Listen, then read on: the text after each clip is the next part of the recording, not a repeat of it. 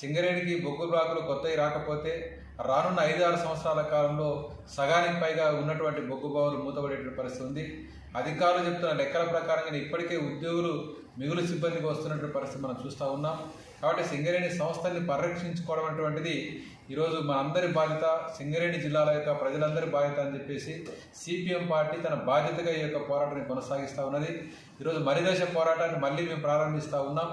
రాష్ట్ర వ్యాప్తంగా ఈ యొక్క సింగరేణి జిల్లాల్లో ఉన్నటువంటి కార్మికులు, కార్మిక కుటుంబాలతో పాటు సాధారణ ప్రజలు అందరూ కూడా ఈ పోరాటంలో భాగస్వాములు కావాలని చెప్పేసి కోరుకుంటూ పెద్ద ఎత్తున మీరు సంతకాల సేకరణ చేయాలని చెప్పేసి మేము కోరుతా ఉన్నాం. సభలు సమావేశాలు నిర్వహించాలని చెప్పేసి మనం కోరుతా ఉన్నాం. కాబట్టి సేకరించినటువంటి సంతకాలను తీసుకొని కేంద్రంలో ఉన్నటువంటి అంటే మన రాష్ట్రానికే చెందినటువంటి కిషన్ రెడ్డి గారు కేంద్ర భూగనుల శాఖ మంత్రిగా ఉన్నారు. ఆయనకు సిపిఎం పార్టీ తరఫున ఒక రిప్రజెంటేషన్ ఇవ్వబోతున్నాం.